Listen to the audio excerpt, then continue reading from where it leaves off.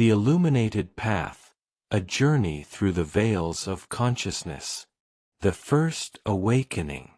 In the silent cathedral of existence, where the soul first opens its eyes to the mystery of being, consciousness emerges like dawn breaking over an infinite ocean. It is not merely thought or awareness, but a sacred flame kindled in the darkness, a flame that, in its very flickering, proclaims, "I am." This utterance, whispered in the depths of the spirit, is the first prayer, the primordial song that echoes through the corridors of eternity. From the instant consciousness perceives its own existence, it weaves around itself a luminous tapestry, a vision of the world that contains valleys and mountains, shadows and light, the known and the unknowable. This vision is not passive observation but active creation, a continuous painting upon the canvas of awareness. The soul does not merely witness reality, it participates in its unfolding, drawing forth from the void a coherent image within which it can breathe, move, and discover its purpose. Yet what manner of painting is this? Is it faithful to the original, to that absolute reality which exists beyond all perception? Or is it, perhaps, a dream within a dream, a reflection in troubled waters that distorts even as it reveals? The mystic knows that no finite consciousness can grasp the infinite in its totality. The vessel of human understanding, however refined, however polished by meditation and prayer, remains a vessel, limited by its very nature, unable to contain the boundless ocean of truth. The necessary illusion. Here dwells a paradox that has haunted seekers through countless ages. The image we form of reality must be complete enough to sustain our existence, yet our consciousness is too small to perceive completeness. And so, like an artist filling blank spaces on a canvas, the soul populates the unknown regions of its worldview with symbols, myths, and imaginings. These may not correspond to the metaphysical truth. Indeed, they often cannot, yet they serve a sacred function nonetheless. Consider the ancient one who beheld lightning splitting the heavens and named it the anger of Jupiter, the thunderbolt of the gods. Was this not an error, judged by the cold light of scientific knowledge? Yet within that naming lay something profound, an intuition that the cosmos possesses power, majesty, intelligence. The symbol may have been imperfect, but the reverence it inspired was genuine. The rain still fell, the crops still grew, and humanity learned to live in harmony with forces greater than itself. So, it is with all sacred understanding. When the soul attributes to the divine that which it cannot fully comprehend, when it clothes the absolute in robes woven from earthly symbols, it commits what the logician calls error, but what the mystic recognizes as necessity. We walk in twilight, not in full darkness nor in blinding light, and the images that guide us through this twilight, however imperfect, make the journey possible. The question is not whether our vision is complete, for it never can be. The question is whether we are using our incomplete vision to draw closer to truth and to one another, or whether we are using it to deceive, to dominate, to obscure the light rather than serve it. The map is not the territory, but a false map leads to wilderness and death, while a true map, even if simplified, guides the pilgrim home. The teachings of the Illuminated. Throughout the turning of ages, certain souls have emerged from the masses like mountain peaks rising above the clouds. These rare spirits, the Buddha sitting beneath the Bodhi tree, Lao Tzu contemplating the Tao, Plato glimpsing the eternal forms, Jesus speaking of the kingdom within, did not create their visions from nothing. They were children of their time, nourished by the soil of their cultures, speaking in the languages they inherited. Yet through them, something flowed that transcended time and place. A perception unusually clear, a map unusually faithful to the territory of the real. These awakened ones became fountains from which entire civilizations drank. Their words, pregnant with insight, gave birth to Buddhism, Taoism, Platonism, Christianity, vast rivers of spiritual understanding that have watered the parched earth of human existence for millennia. Yet here again the paradox reveals itself. These teachings were both individual and collective, personal and universal. The Buddha's enlightenment was his own, yet it emerged from and spoke to the longings of countless hearts. The vision was solitary, but its articulation required community, language, culture, the collective dream within which individual consciousness moves. And so, these worldviews spread across the earth, shaping the consciousness of nations, giving meaning to suffering, purpose to striving, hope to the hopeless. They became the scaffolding upon which whole civilizations built their understanding of the good, the true, the beautiful. They showed humanity that existence is not merely biological survival, but a sacred drama in which each soul plays a part in the cosmic unfolding. Yet even these sublime visions have been subject to the ancient corruption. The teaching meant to liberate became chains, the message of love became justification for conquest, the pointer toward truth became an idol demanding worship. When religion ossifies into institution, when the living waters become stagnant pools, when those who claim to serve the light use it instead to cast shadows over others, then the sacred has been profaned, and that which was meant to elevate has become an instrument of bondage. The eternal quest. Still, in this present age, as in all ages past and yet to come, the human spirit yearns for wholeness. The soul cannot rest content with fragments. It seeks the complete picture, the unified vision that makes sense of the chaos of experience. And so modern seekers still turn to these ancient wells, still drink from these time-tested springs, for the simple reason that they offer what nothing else can: a comprehensive understanding of existence that acknowledges both the visible and invisible, both the material and spiritual dimensions of being. Science, magnificent in its achievements, brilliant in its penetration of nature's secrets, nevertheless encounters its own horizon. It seeks precision, demands verification, insists on the reproducible and measurable.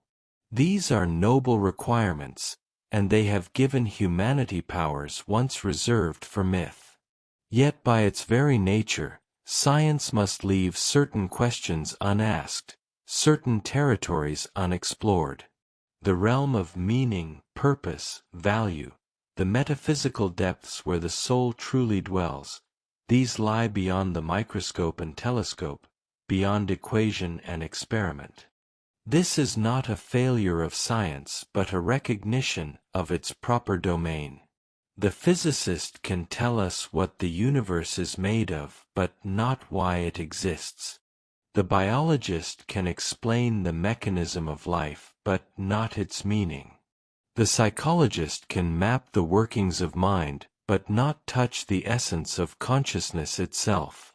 There will always be lacunae in our knowledge, gaps that yawn like chasms in the structure of understanding. We may leave these gaps empty, admitting our ignorance with honest humility, or we may bridge them with the materials of faith and intuition, but we cannot eliminate them entirely. The living map. Here, then, is the crucial recognition. All worldviews, all religions, all philosophies are maps of reality, not reality itself. They are fingers pointing at the moon, not the moon toward which they point. They are songs about love, not love itself. And a map, however detailed, however beautiful, is worthless if it does not lead somewhere, if it does not guide the traveler toward actual arrival. The theory of God, the doctrine of absolute reality, the conceptual framework of enlightenment, these are hollow unless they transform into experience. The mystic understands what the theologian often forgets. Truth is not a proposition to be believed, but a reality to be lived, a presence to be encountered, a depth to be plunged into with one's whole being. The map must lead to the territory, or it serves no purpose except as decoration on a wall. When the seeker meditates upon the divine and feels the boundaries of self dissolve into infinite vastness, when the contemplative opens to grace and discovers an ocean of peace surging within, when the pilgrim, after long wandering, suddenly recognizes the sacred not as distant hypothesis but as intimate presence, then the map has fulfilled its function. Then doctrine becomes experience, concept becomes reality, and the finger pointing at the moon is forgotten in the splendor of lunar light. This is why the great traditions speak constantly of practice, of discipline, of the way or path, marga, tao, vaya. They know that reading about water does not quench thirst, that studying recipes does not fill the belly, that contemplating maps does not complete the journey. One must walk the path, drink the water, taste the food. One must move from second-hand knowledge to first-hand encounter, from belief to gnosis, from faith-seeking understanding to understanding dissolving into direct experience. The twilight of symbols. Yet even as we acknowledge the power of these ancient maps, we must confess their age. The symbols that stirred the hearts of medieval mystics may leave modern souls untouched. The metaphors that made perfect sense within agrarian societies speak less clearly to urban, technological minds. Language evolves, culture transforms, and the garments in which truth is clothed must be rewoven for each generation. This is the crisis of contemporary spirituality. The old religions, magnificent in their architecture, profound in their insights, have grown distant from the lived experience of many modern seekers. The rituals feel hollow, the doctrines seem archaic, the institutions appear corrupt or irrelevant. Not because the truth they point toward has changed, for truth is eternal, but because the symbols, the language, the cultural context through which that truth was expressed have aged beyond recognition. What is needed, then, is not abandonment of the ancient wisdom but its renewal. Not rejection of the maps but their redrawing in contemporary idiom. Not dismissal of spiritual insight but its integration with modern understanding. The challenge facing the present age is to find ways of speaking about the eternal that resonate with contemporary experience, to forge symbols that carry numinous power for technological humanity, to build bridges between the wisdom of tradition and the knowledge of science. For the hunger remains. Beneath the surface of material prosperity, beyond the distractions of entertainment and consumption, the soul still yearns for meaning, for purpose, for connection to something greater than itself. The questions that drove Buddha to seek enlightenment, that sent desert fathers into solitude, that ignited mystics with ecstatic vision, these questions have not disappeared. They merely wear different faces, speak in different accents, arise from different circumstances. The pathless path. And so the journey continues. Each consciousness, awakening to its own existence, must form its picture of reality. Each soul must find or create its map. The wise seeker will test these maps against experience, will ask not, is this literally true? But, does this lead toward truth? Does it make me more loving, more awake, more whole? Does it deepen my experience of the sacred, or merely satisfy my intellectual curiosity? For in the end, the purpose of spiritual understanding is transformation, not information. The goal is not to accumulate doctrines like treasures in a vault, but to be changed, to be opened, to be made transparent to the light that shines through all things. The greatest teaching is that which leads beyond itself, which ultimately renders itself unnecessary because it has awakened in the seeker a direct perception of reality. This is the pathless path, the gateless gate, the teaching beyond words. It cannot be captured in propositions, cannot be confined within creeds, cannot be fully communicated through concepts. Yet it can be pointed toward, hinted at, evoked through poetry and paradox, through silence and symbol. And when the pointing is true, when the evocation is genuine, something stirs in the depths of the soul, a recognition, a remembering, as though we had always known but temporarily forgotten. The return to silence. In the beginning was consciousness awakening to itself. In the end is consciousness returning to its source, having completed the great circle of experience, bearing back the harvest of all it has known and been and done. Between these 2 points lies the entire drama of existence. The forming of worldviews and the transcending of them, the adherence to maps and the arrival at the territory, the grasping after truth and the surrender into truth. The mystic, having traveled far, discovers that the goal was never distant. The seeker, having searched long, realizes that what was sought was never lost. The pilgrim, reaching journey's end, finds that home was always here, always now, always the ground beneath every step. Yet the journey was necessary. The map, though not the territory, was needed to find the way. The concepts, though they must ultimately be released, served their purpose in guiding consciousness toward direct experience. Like a ladder that carries us to the roof, spiritual teachings and worldviews lift us to a height from which we can see what was invisible from the ground. And having climbed to that height, having seen what there is to see, we may kick away the ladder, not in disrespect but in gratitude, not in rejection but in completion. For truth, finally, is not something we possess but something that possesses us. It is not a goal we achieve, but a reality we surrender into. It is not the end of questioning, but the beginning of wonder. It is not the answer that silences all inquiry, but the mystery that makes every answer provisional, every map incomplete, every teaching a finger pointing at a moon that cannot be grasped, only beheld. And in that beholding, in that moment of pure awareness when the soul sees without the veil of concepts, knows without the mediation of symbols, experiences without the filter of worldviews, there, in that eternal now, consciousness returns to its source and discovers what it always was, a spark of the infinite, a wave of the ocean, a note in the cosmic symphony that has never ceased its playing.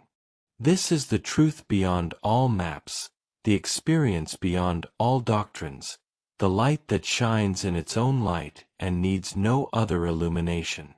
To touch it, even for an instant, is to be transformed. To rest in it, even briefly, is to know peace beyond understanding. To return to it again and again, through all the turnings of existence, is to walk the pathless path that leads home. May all seekers find their way. May all consciousness awaken to its nature. May the ancient wisdom and the present moment meet in the eternal now, where truth dwells forever, waiting to be experienced by all who are ready to set aside their maps and step into the territory itself, that vast, luminous, infinitely mysterious reality that has always been our true home.